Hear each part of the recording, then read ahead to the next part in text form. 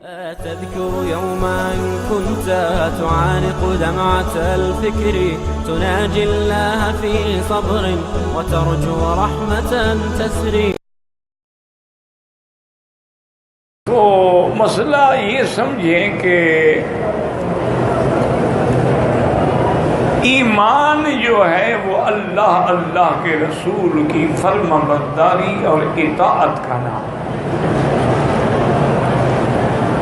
اگر ایک آدمی ظاہراً مثلاً دعویٰ کرے اسلام کا لیکن نہ اللہ کے احکام کا پابند ہو نہ اللہ کے رسول کے احکام کا پابند ہو تو وہ محض زبانی کلامی تو دعویٰ ہوگا لیکن وہ ایمان کامل نہیں.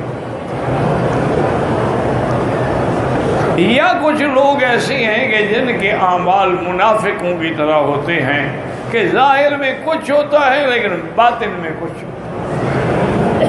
جیسے منافقین حضور کی خدمت میں آتے تھے تو کہتے تھے کہ یا رسول اللہ ہم آپ پر ایمان لائے ہیں، ہم گواہی دیتے ہیں، آپ اللہ کے سچے رسول ہیں، لیکن جب گھر جاتے کہتے بھی ہم تو مسلمانوں کو دھوکہ دے رہے ہیں.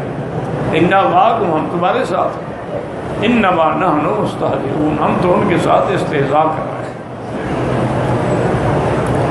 اور دوسرا مسئلہ جیسے میں نے کل بھی عرض کیا تھا کہ یہ معلوم ہوا کہ ہر حال میں آدمی کو اللہ سے دعا کرنی چاہیے.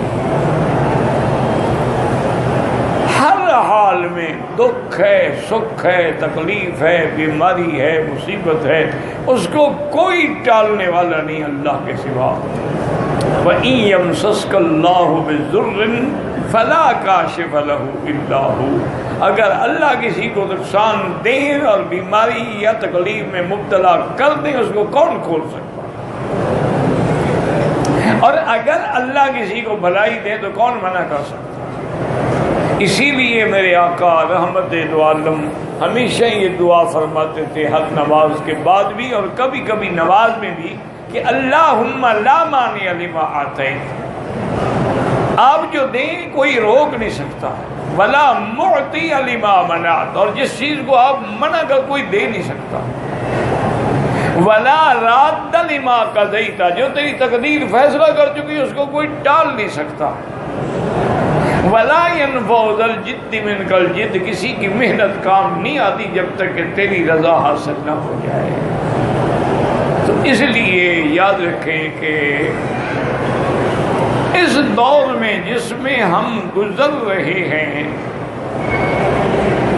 صحیح لوگوں کا ملنا جو ہے، یعنی یہ تو نہیں کہ نہیں ہے لیکن نایاب ہے، مشکل ہے. پتہ یہ تو ہو نہیں سکتا کہ دنیا کا نظام چل رہا ہو اور اللہ والے نہ ہوں.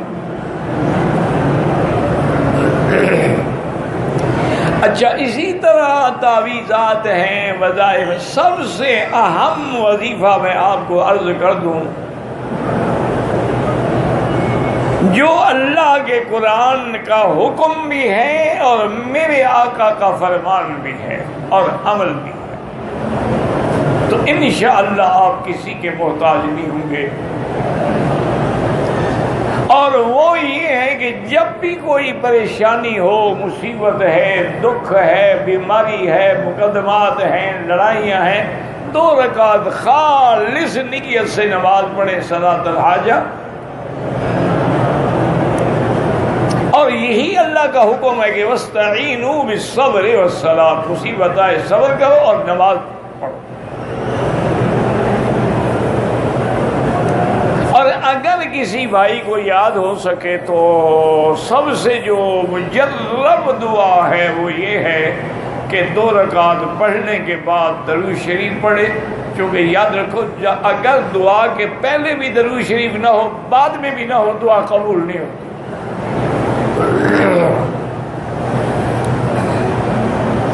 درود شریف پڑھنے کے بعد اللہ کی حمد و ثنا بیان کریں. کیا مانا؟ چلو سورۃ فاتحہ پڑھ لیں جس میں سب کچھ ہے، اور پھر حضور نے ایک دعا سکھلائی ہے امت کو کہ لا الہ الا اللہ الحلیم العظیم، لا الہ الا اللہ رب العرش العظیم،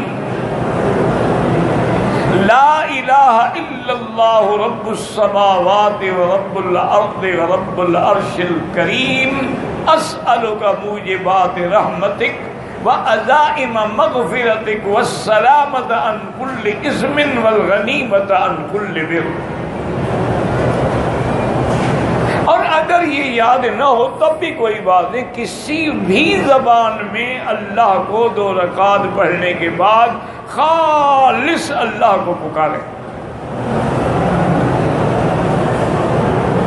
اور یہی میرے مدنی سرکار کا عمل تھا کہ اذا حضبہ امر، جب حضور کو کوئی مشکل پیش آتی، بادر الی الصلاۃ، فوراً آپ نماز شروع کریں. اسی طرح صلاۃ الاستسقاء ہے، بارش نہیں ہوئی نماز. اسی طرح انسان گناہوں میں مبتلا ہو گیا ہے تو توبہ کرنا چاہتا ہے، 2 رکعت نماز پڑھ کے توبہ کرے. تو آپ کی انشاءاللہ ثم انشاءاللہ، جو چونکہ میرا ایمان ہے ایک طالب العلم کی حیثیت سے کہ لاکھ پیر ہو، ولی ہو، کتنے درجے کا کیوں نہ ہو، اس کا فرمان میرے مدنی کے فرمان کا مقابلہ نہیں کر سکتا. جو حضور نے فرما دیا بات ہی ختم ہو گئی. حضور صلی اللہ علیہ وسلم نے جو سکھلا دیا اس سے کوئی بات اللہ اولا افضل نہیں ہو سکتی ہے. حضور نے یہی سکھلایا ہے کہ پریشانی آئے نماز پڑھو، اور پریشانی میں اللہ کے اسماء الحسنى سے اللہ کو پکارو. بس انشاءاللہ یہی ایک مسئلہ بھی یاد کر لینا تو نجات کے لیے کافی ہے. مثلاً اب آپ عمرے پہ آئے ہیں، آرام سے سکون سے، جب کوئی نہ ہو، بالکل علیحدگی میں 2 رکعت نماز پڑھ کے توبہ بھی کریں، اللہ سے دعا بھی کریں کہ یا اللہ ہماری اس حاضری کو قبول فرما لے اور اس کے ثمرات و برکات ہمیں نصیب فرما، تاکہ تیرے دروازے سے اور روضہ محمد مصطفیٰ سے ہم خالی دامن لے کے نہ جائیں گے، جیسے آئے تھے ویسے جا رہے ہیں. تو بس سب سے بڑا عمل یہی ہے، اسی کو محفوظ رکھے. اللہ تبارک و تعالیٰ کسی کا محتاج نہیں کریں گے.